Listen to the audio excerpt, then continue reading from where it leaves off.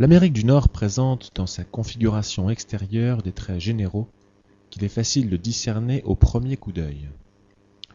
Une sorte d'ordre méthodique qui a présidé à la séparation des terres et des eaux, des montagnes et des vallées. Un arrangement simple et majestueux s'y révèle au milieu même de la confusion des objets et parmi l'extrême variété des tableaux.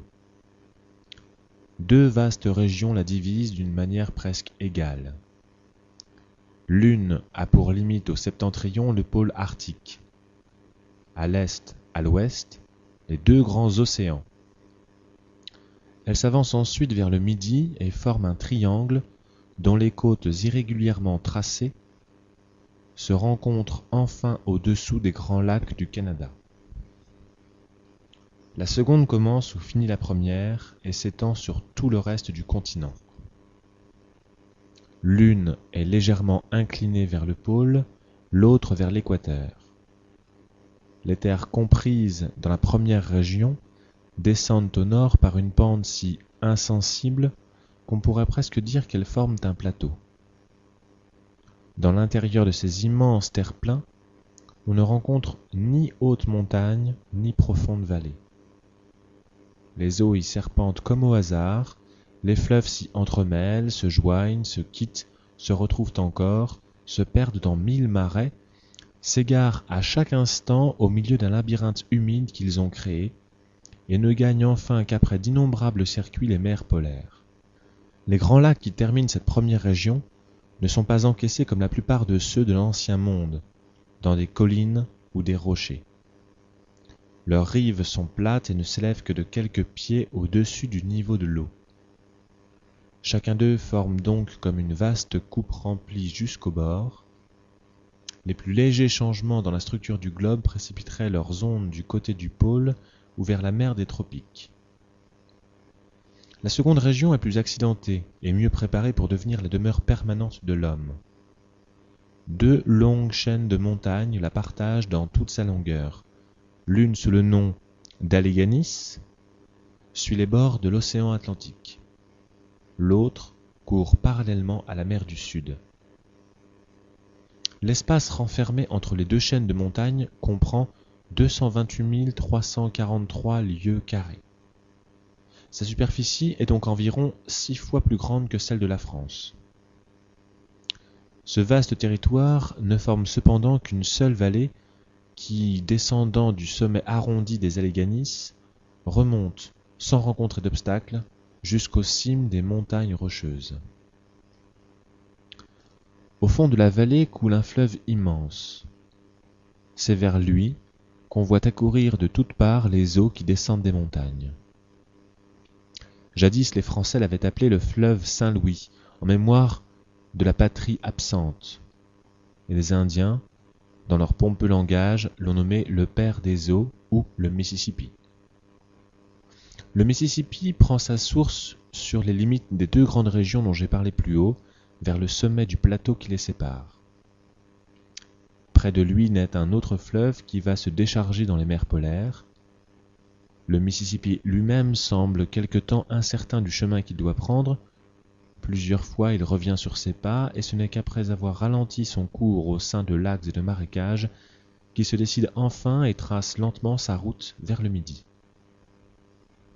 Tantôt tranquille au fond du lit argileux que lui a creusé la nature, tantôt gonflé par les orages, le Mississippi arrose plus de 1000 lieues dans son cours. 600 lieues au-dessus de son embouchure, le fleuve a déjà une profondeur moyenne de 15 pieds, et des bâtiments de 300 tonneaux le remontent pendant un espace de près de 200 lieues. 57 grandes rivières navigables viennent lui apporter leurs eaux. On compte parmi les tributaires du Mississippi un fleuve de 1300 lieues de cours, un de 900, un de 600, un de 500, 4 de 200, sans parler d'une multitude innombrable de ruisseaux qui accourent de toutes parts se perdre dans son sein. La vallée que le Mississippi arrose semble avoir été créée pour lui seul.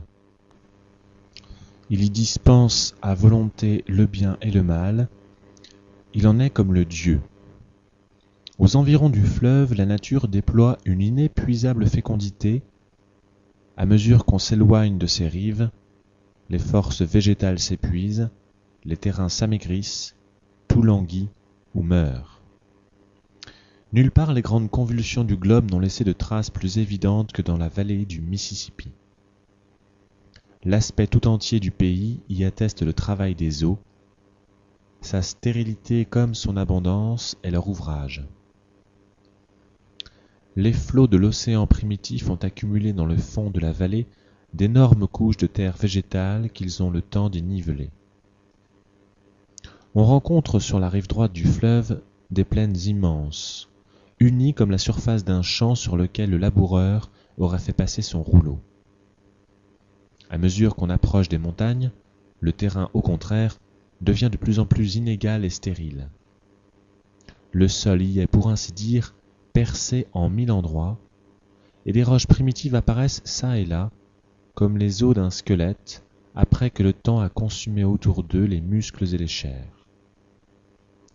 Un sable granitique, de pierres irrégulièrement taillées, couvre la surface de la terre. Quelques plantes poussent à grand-peine, leurs rejetons à travers ces obstacles. On dirait un champ fertile couvert de débris d'un vaste édifice. En analysant ces pierres et ce sable, il est facile en effet de remarquer une analogie parfaite entre leur substance et celle qui compose les cimes arides et brisées des montagnes rocheuses. Après avoir précipité la terre dans le fond de la vallée, les eaux ont sans doute fini par entraîner avec elles une partie des roches elles-mêmes. Elles les ont roulées sur les pentes les plus voisines, et après les avoir broyées les unes contre les autres, elles ont parsemé la base des montagnes de ces débris arrachés à leur sommet. La vallée du Mississippi est à tout prendre la plus magnifique demeure que Dieu ait jamais préparée pour l'habitation de l'homme, et pourtant on peut dire qu'elle ne forme encore qu'un vaste désert.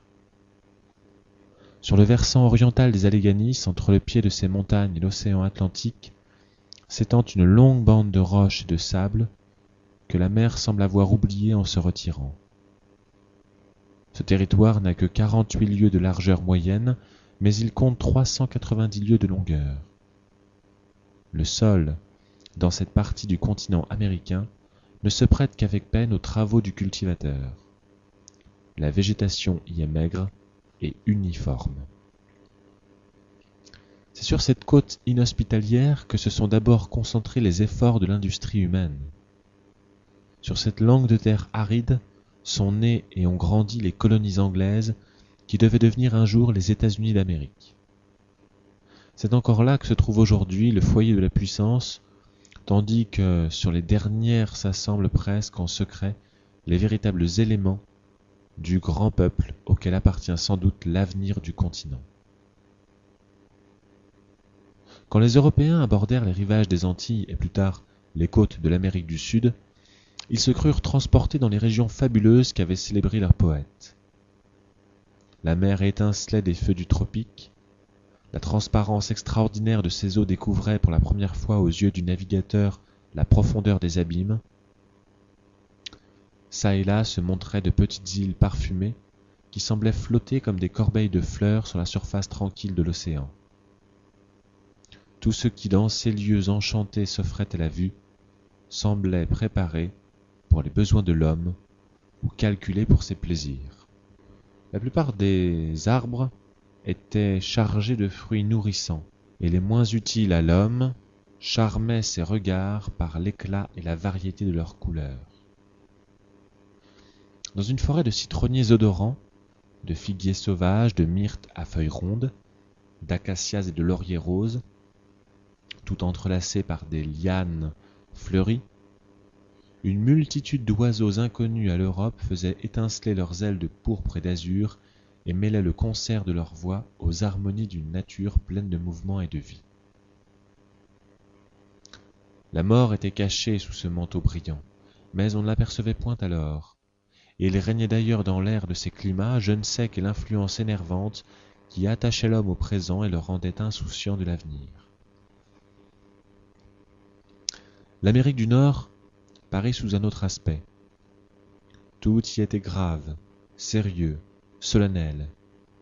On eût dit qu'elle avait été créée pour devenir le domaine de l'intelligence comme l'autre, la demeure des sens. Un océan turbulent et brumeux enveloppait ses rivages. Des rochers granitiques ou des grèves de sable lui servaient de ceinture. Les bois qui couvraient ses rives étalaient un feuillage sombre et mélancolique.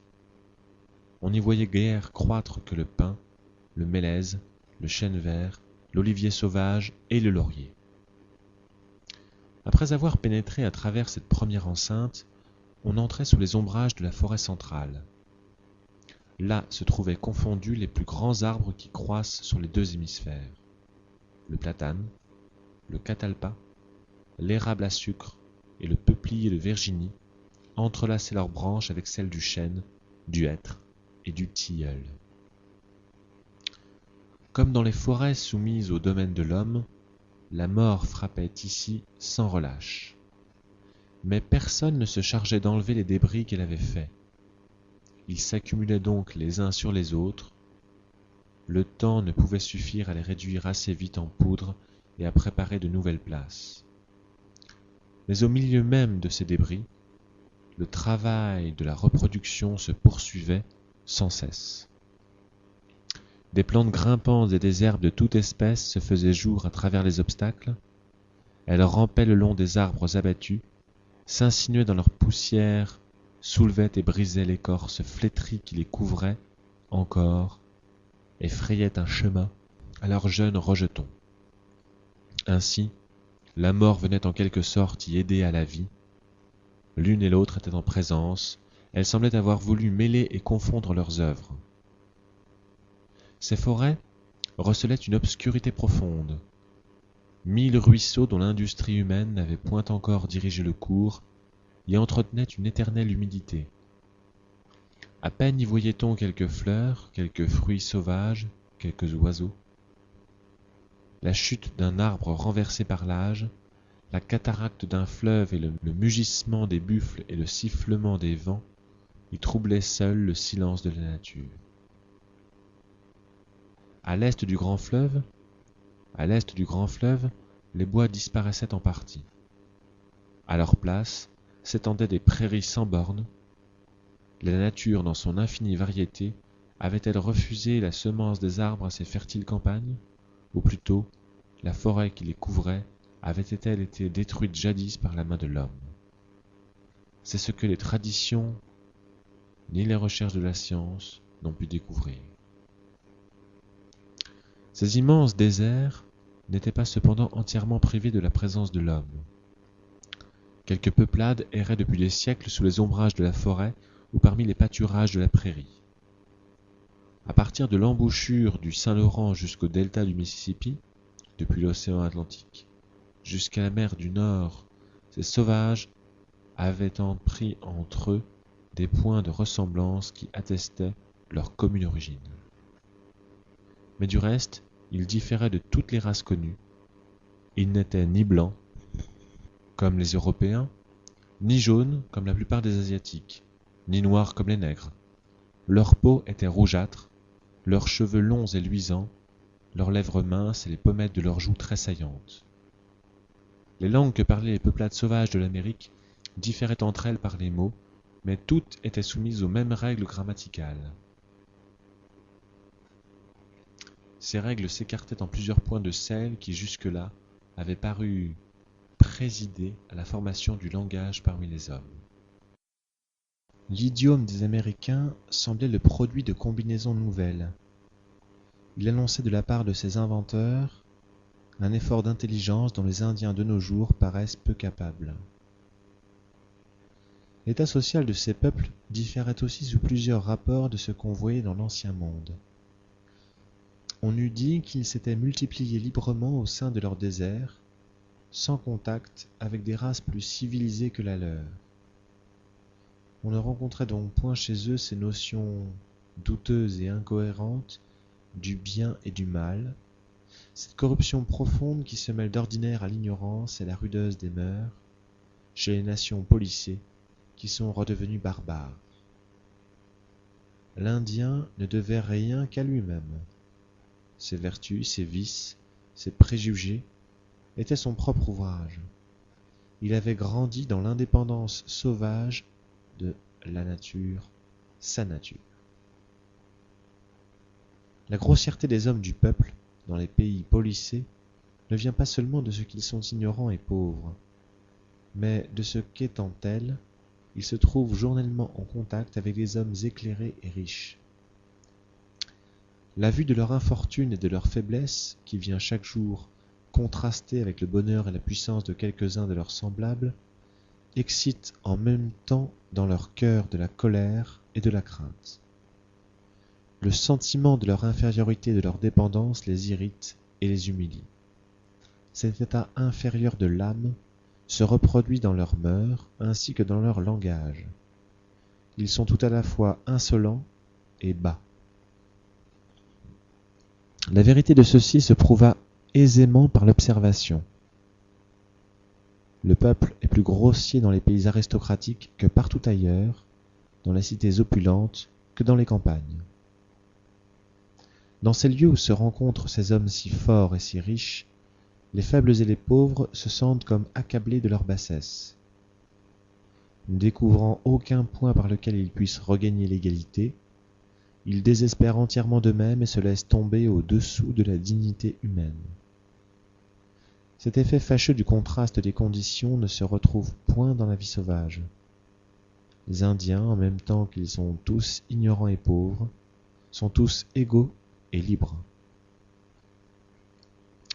Lors de l'arrivée des Européens, l'indigène de l'Amérique du Nord ignorait encore le prix des richesses et se montrait indifférent au bien-être que l'homme civilisé acquiert avec elles. Cependant, on n'apercevait en lui rien de grossier. Il régnait au contraire dans ses façons d'agir une réserve habituelle et une sorte de politesse aristocratique. Doux et hospitalier dans la paix, impitoyable dans la guerre au-delà même des bornes connues de la férocité humaine, l'Indien s'exposait à mourir de faim pour secourir l'étranger qui frappait le soir à la porte de sa cabane, et il déchirait de ses propres mains les membres palpitants de son prisonnier. Les plus fameuses républiques antiques n'avaient jamais admiré de courage plus ferme, d'âme plus orgueilleuse, de plus intraitable amour de l'indépendance que n'en cachaient alors les bois sauvages du Nouveau Monde. Les Européens ne produisirent que peu d'impression en abordant sur les rivages de l'Amérique du Nord. Leur présence ne fit naître ni envie, ni peur. Quelle prise pouvait-il avoir sur de pareils hommes? L'Indien savait vivre sans besoin, souffrir sans se plaindre, et mourir en chantant. Comme tous les autres membres de la grande famille humaine, ces sauvages croyaient du reste à l'existence d'un monde meilleur et adoraient sous différents noms le Dieu créateur de l'univers. Leurs notions sur les grandes vérités intellectuelles étaient en général simples et philosophiques. Quelque primitif que paraisse le peuple dont nous traçons ici le caractère, on ne saurait pourtant douter qu'un autre peuple plus civilisé, plus avancé en toutes choses que lui, ne l'eût précédé dans ces mêmes régions. Une tradition obscure mais répandue chez la plupart des tribus indiennes des bords de l'Atlantique nous enseigne que jadis, la demeure de ces mêmes peuples avait été placée à l'ouest du Mississippi, le long des rives de l'Ohio, et dans toute la vallée centrale, on trouve encore chaque jour des monticules élevés par la main de l'homme. Lorsqu'on creuse jusqu'au centre de ces monuments, on ne manque guère, dit-on, de rencontrer des ossements humains, des instruments étranges, des armes, des ustensiles de tout genre faits d'un métal ou rappelant des usages ignorés des races actuelles. Les Indiens de nos jours ne peuvent donner aucun renseignement sur l'histoire de ce peuple inconnu. Ceux qui vivaient il y a 300 ans lors de la découverte de l'Amérique n'ont rien dit non plus dont on puisse inférer même une hypothèse. Les traditions, ces monuments périssables et sans cesse renaissants du monde primitif, ne fournissent aucune lumière. Là, cependant, ont vécu des milliers de nos semblables, on ne saurait en douter. Quand y sont-ils venus? Quelle a été leur origine, leur destinée, leur histoire? Quand et comment ont-ils péri? Nul ne pouvait le dire. Chose bizarre. Il y a des peuples qui sont si complètement disparus de la terre que le souvenir même de leur nom s'est effacé. Leurs langues sont perdues, leur gloire s'est évanouie comme un son sans écho. Mais je ne sais s'il en est un seul qui n'ait pas au moins laissé un tombeau en mémoire de son passage. Ainsi, de tous les ouvrages de l'homme, le plus durable est encore celui qui retrace le mieux son néant et ses misères. Quoique le vaste pays qu'on vient de décrire fût habité par de nombreuses tribus indigènes, on peut dire avec justice qu'à l'époque de la découverte, il ne formait encore qu'un désert. Les Indiens l'occupaient, mais ne le possédaient pas. C'est par l'agriculture que l'homme s'approprie le sol, et les premiers habitants de l'Amérique du Nord vivaient du produit de la chasse. Leurs implacables préjugés, leurs passions indomptées, leurs vices, et plus encore peut-être leurs sauvages vertus, les livraient à une destruction inévitable. La ruine de ces peuples a commencé du jour où les Européens ont abordé sur leur rivage. Elle a toujours continué depuis. Elle achève de s'opérer de nos jours. La Providence, en les plaçant au milieu des richesses du Nouveau Monde, semblait ne leur en avoir donné qu'un court usufruit. Ils n'étaient là en quelque sorte qu'en attendant. Ces côtes, si bien préparées pour le commerce et l'industrie, ces fleuves si profonds, cette inépuisable vallée du Mississippi, ce continent tout entier, apparaissaient alors comme le berceau encore vide d'une grande nation. C'est là que les hommes civilisés devaient essayer de bâtir la société sur des fondements nouveaux, et qu'appliquant pour la première fois des théories jusqu'alors inconnues ou réputées inapplicables, ils allaient donner au monde un spectacle auquel l'histoire du passé ne l'avait pas préparé.